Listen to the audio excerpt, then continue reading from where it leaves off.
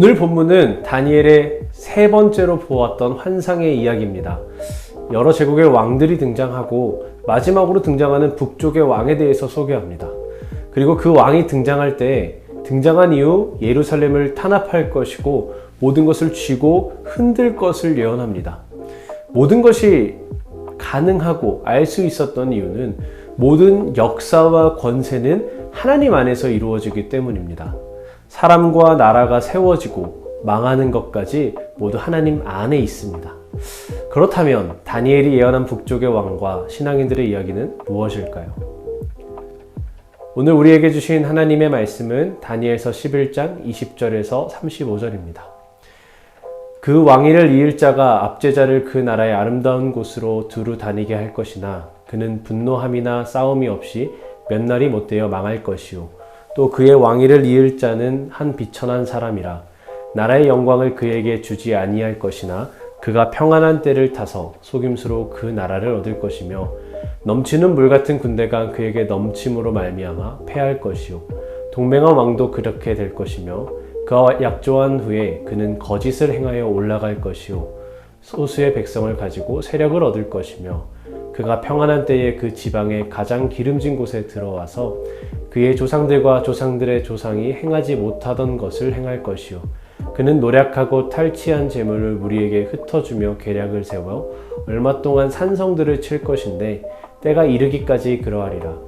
그가 그의 힘을 떨치며 용기를 다하여 큰 군대를 거느리고 남방안을 칠 것이요 남방 왕도 힘이 크고 강한 군대를 거느리고 맞아 싸울 것이나 능히 당하지 못하리니 이는 그들이 계략을 세워 그를 치민이라. 그의 음식을 먹는 자들이 그를 멸하니니 그의 군대가 흩어질 것이요 많은 사람이 엎드려져 죽으리라. 이 두 왕이 마음에 서로 해하고자 하여 한 밥상에 앉았을 때에 거짓말을 할 것이라. 일이 형통하지 못하리니 이는 아직 때가 이르지 아니하였으므로 그 일이 이루어지지 아니할 것임이니라. 북방왕은 많은 재물을 가지고 본국으로 돌아가리니 그는 마음으로 거룩한 언약을 거스르며 자기 마음대로 행하고 본토로 돌아갈 것이며 작정된 기한에 그가 다시 나와서 남방에 이를 것이나 이번이 그 전번만 못하리니 이는 기띔의 배들이 이르러 그를 칠 것임이라. 그가 낙심하고 돌아가면서 맺은 거룩한 언약에 분노하였고 자기 땅에 돌아가서는 맺은 거룩한 언약을 배반하는 자들을 살필 것이며 군대는 그의 편에 서서 성소 곧 견고한 곳을 더럽히며 매일 드리는 제사를 폐하며 멸망하게 하는 가증한 것을 세울 것이며 그가 또 언약을 배반하고 악행하는 자를 속임수로 타락시킬 것이나 오직 자기의 하나님을 아는 백성을 강하여 용맹을 펼치리라. 백성 중에 지혜로운 자들이 많은 사람을 가르칠 것이나 그들이 칼날과 불꽃과 사로잡힘과 약탈을 당하여 여러 날 동안 몰락하리라. 그들이 몰락할 때에 도움을 조금 얻을 것이나 많은 사람들이 속임수로 그들과 결합할 것이며 또 그들 중 지혜로운 자 몇 사람이 몰락하여 무리 중에서 연단을 받아 정결하게 되며 희게 되어 마지막 때까지 이르게 하리니 이는 아직 정한 기함이 남았음이니라. 비천한 자가 왕위에 오릅니다.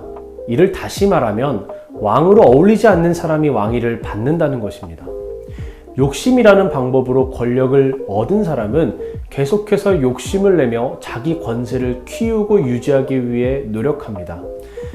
오늘 27절을 보면 남방왕과 북방왕이 한 협상 테이블에 앉을 것을 예언하고 있습니다.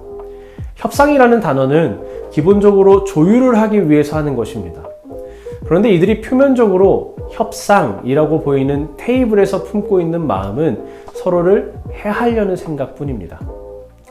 이들의 자격 없음은 다른 것이 아니라 욕심이 가득한 마음을 포장하며 꾸미는 것입니다.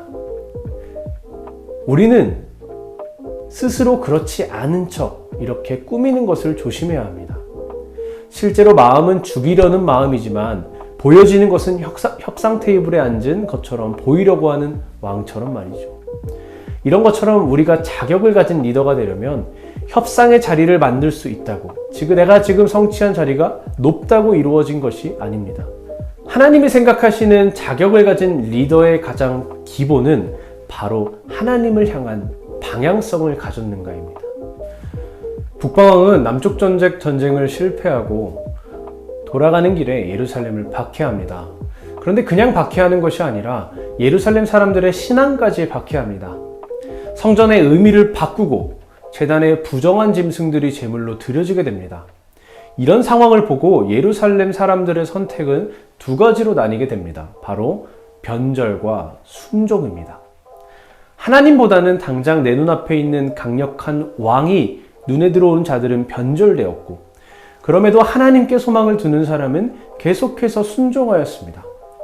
북방왕이 오기 전까지 이들은 모두 똑같은 시간에 똑같은 장소에 모여 하나님께 제물을 드리고 예배를 드렸습니다. 그러나 이들의 신앙의 모양이 진짜인지 검증될 때는 시험을 마주할 때였습니다. 평탄하고 평이한 하루를 보내고 있는 것이 우리의 신앙생활의 성적표가 아니라 어려움과 고난 가운데에서도 하나님을 바라볼 수 있는 것이 바로 진짜 신앙의 실력인 것입니다. 정말 하나님을 향한 방향성을 가지고 있습니까? 그리스도인의 자격은 끝까지 하나님을 향한 방향을 정하고 실천하는 것에 있습니다. 그리스도인으로 살면서 하나님을 향한 방향을 정하지 못하고 있다면 내가 내려놓지 못한 것이 어떤 것이 있는지 돌아봤으면 좋겠습니다. 오늘 하루 나를 돌아보고 올바른 방향을 가져보는 하루 되시길 바랍니다. 박해와 시험 가운데 나의 신앙은 어땠고 또 어떨까요? 어려움이 있나요? 박해와 시험이 나의 삶에 존재하고 있습니까? 아니면 그런 것 없이 나의 삶은 평범한 일상을 살아가고 있습니까? 직접 어려움을 겪고 있다면 그럼에도 하나님을 믿고 의지하는 믿음이 있기를, 그렇지 않다면 나의 신앙을 돌아보는 하루 되길 원합니다. 하나님, 우리가 하나님을 향한 방향을 가지길 원합니다. 우리는 부족하여 하나님보다 보여지는 것들을 쫓아갈 때가 너무나도 많습니다. 하나님이 원하는 사람이 세상의 자리를 유지하는 자가 아니라 마음을 지키는 자임을 기억하겠습니다.